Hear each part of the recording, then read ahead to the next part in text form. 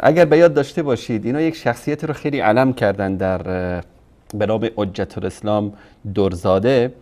این شخصیت رو علم کردن و گفتن که بله ایشون از بلوچ‌های سنی بوده و یکی از علمای بزرگ وهابیت بوده در بلوچستان و ایشون اومده شیعه شده و خلاصه برنامه بهش دادن و خیلی هم سر صدا کردن که این آقا قبلا یکی از علمای بزرگ وهابیت بود، الان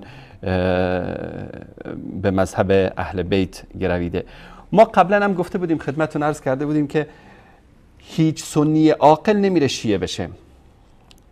اینایی که شیعه شدن اینا زباله های مذهب اهل سنت بودن که به درد اهل سنت هم نمیخوردن، همون بهتر که رفتن شیعه شدن حقیقتشون برملا شد. هیچ انسان عاقل، نه تنها سنی، عاقل، عقل تو کلش باشه نمیره شیعه بشه. من اینو تحدی میکنم که یک انسان عاقل شما در کره زمین پیدا نمی کنید که یعنی راه راست و توحید یکتاپرستی رو رها بکنه بره راه کفر و شرک و ضلالت و گمراهی و لجنزار شرک رو انتخاب بکنه. بعضی هم که حالا به خود اینها شیعه شدن، ما همین یک مورد یک کلیپ از ایشون پخش کردیم، دیگه دمشو انداخت رو کولشو دیگه گم شد، دیگه تو شبکه ولایت نیوردنش از ترس آبروریزی. منتها برنامه‌ای که رفته بود تا اون موقع دوستان در بخش پژوهش و پیگیری برنامه‌اش ضبط شده داشتن، تازه فرصت رسیده که اون برنامه رو به اصطلاح تقییب بکنن و بعضی از کلیپ‌های دروغ‌های ایشون رو در بیارن.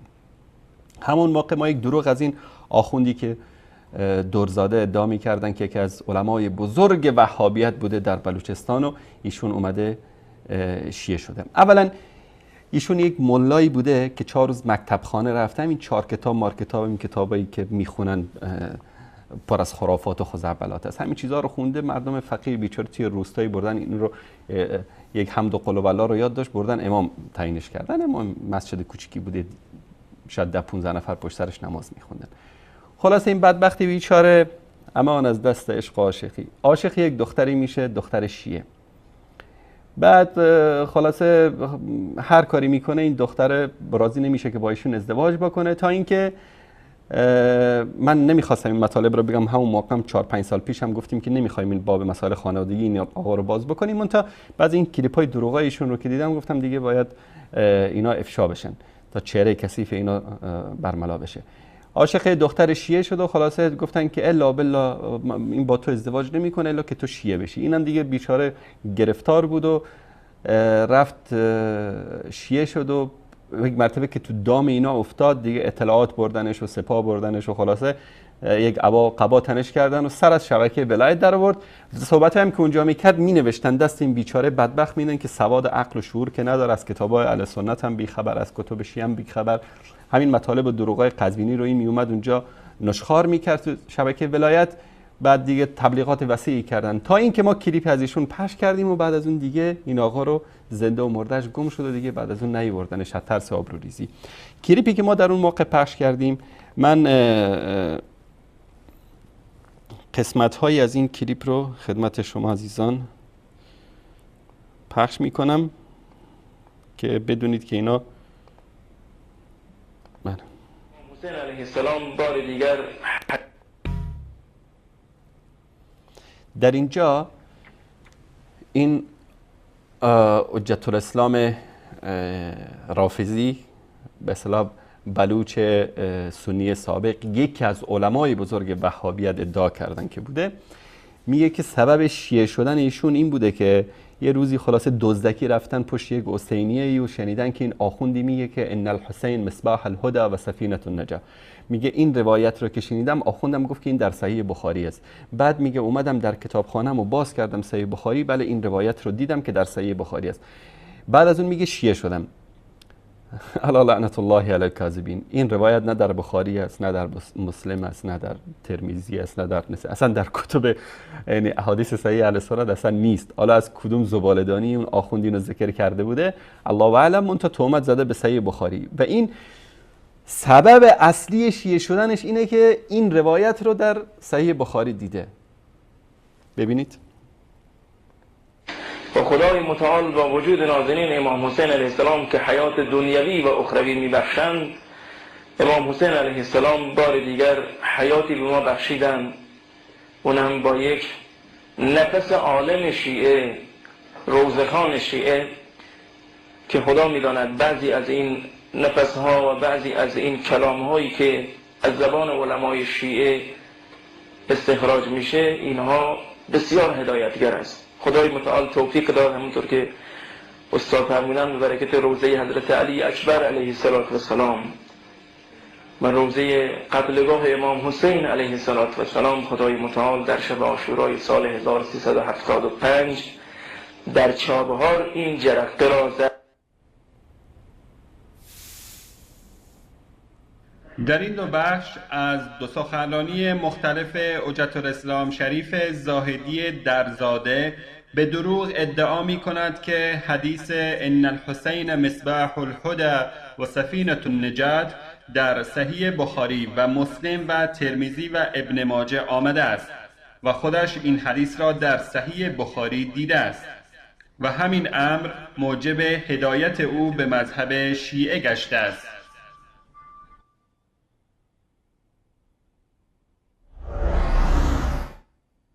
بنده را به عنوان امام جماعت یکی از مساجدی که پیش نماز بود تعیین کرد در خود چابهار. این مسجد کنار ساحله و در واقع حسینیه‌ای هست اونجا متعلق به شیعیان مهاجر چابهار و شب عاشورای سال 75 بود که خدای متعال این عنایت را به بنده کرد. بعد از نماز عشای سنی‌ها که خب اونها نمازاشون را چجوری میخونن، اینا بحث زیادی هست که بعدها انشالله حتما به دست عزیزان میرسه این مباحث. بعد از نماز عشا من صدای بلندگوی حسینی شیعه ها را شنیدم. چیز در حدود 50-60 متر بیشتر فاصله نداره با مسجد سنی‌ها. تا الان هم این حسینی اونجا الحمدلله برقرار هست. دیدم این عالم شیعه که داره سخنرانی میکنه، همینقدر من شنیدم اسم کتاب صحیح بخاری و صحیح مسلم رو داره میبره و کتابای سنی رو داره اسم میبره. مولوی ها تو حوزه همیشه به ما گفته بودن اونها هیچ سند و مدرکی ندارن، هر چه میگن همش کذبه. من برای اولین بار اون شب از دهن یک عالم شیعه شنیدم که اسم بخاری رو داره میبره و خیلی هم برایم جای سوال شد. مجبور شدم برم گوش کنم که این عالم شیعه چی میگه. بنده چون با اون فرم و وضعیت مولای سنی بودم و به هر حال لباس و فرم سنی بودم، جرئت نکردم وارد حسینیه بشم. رفتم پشت پنجره حسینیه گوش کنم که این عالم شیعه چی میگه. زمانی که من رسیدم کنار پنجره حسینیه، این روایت را از صحیح مسلم نقل میکرد و بعضی از کتب صحیح سنی ها مثل سنن ترمذی و ابن ماجه نقل میکرد. میگفت رسول خدا فرمودند ان الحسین مصباح الهدى و سفینة النجات و این روایت را تعبیر میکرد و از کتاب‌های سنی نقل میکرد و خیلی برام جای تعجب بود. دو تا مطلب دیگه وصل کرد به این روایت از کرامات امام حسین علیه السلام که بعدش من رفتم تو کتابخونه مطالعه کردم، دیدم واقعا اینا حقیقت داره، برخلاف اون چیزی که مولوی ها به ما گفتن. و در سخنرانی دیگری باز این دروغ را تکرار می کند.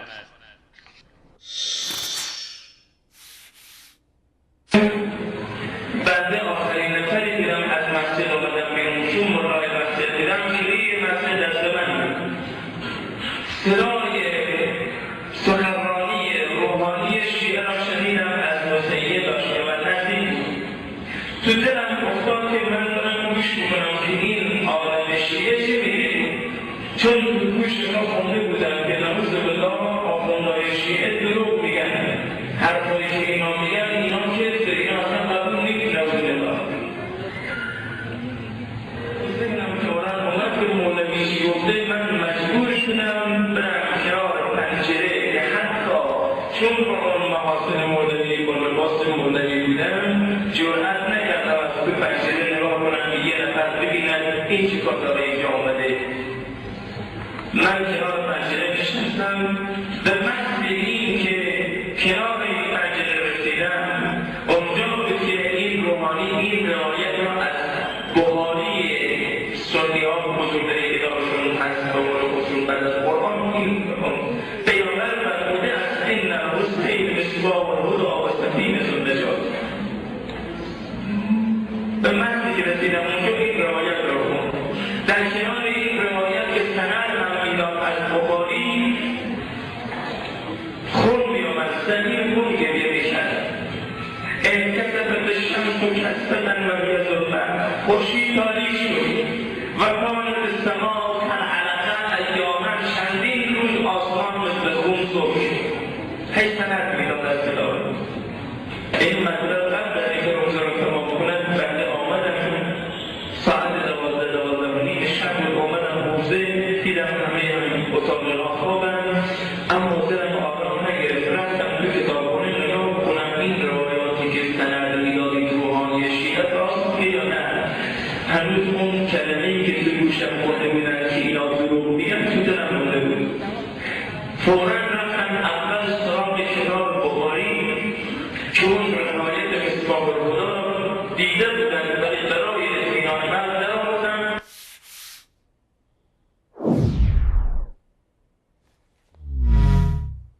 ثابت شد که مولوی‌های اهل سنت درست می‌گفتند که آخوندهای شیعه جز دروغ و جعلیات از کتب اهل سنت دلیلی ندارند.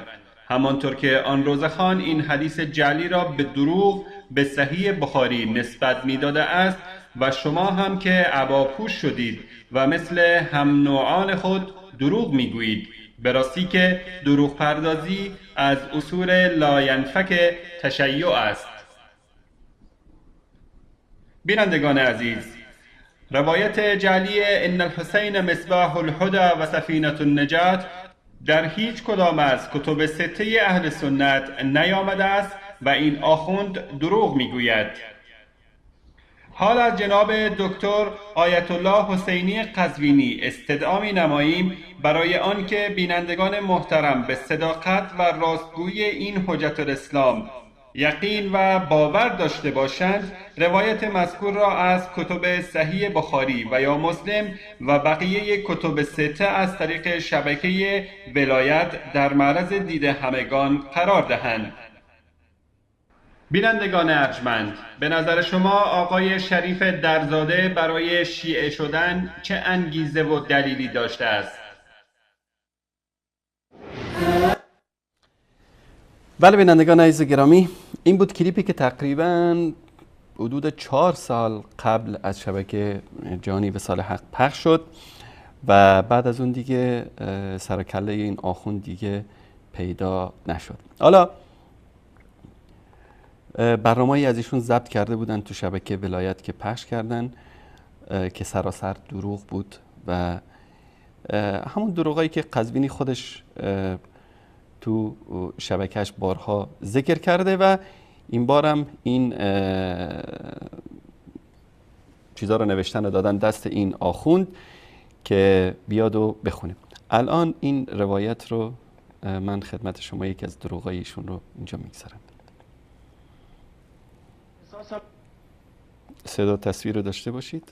من احساسم بر این است که اگر ما آیات الولایه را مورد بررسی قرار بدیم 300 تا آیه را احمد بن حنبل که رئیس مذهب حنبلی هاست و البته وهابیت هم از فقه حنبلی ها تقریبا تا حدودی دارن تقلید میکنن که خیلی حرفای خود احمد بن حنبل قبول هم ندارن.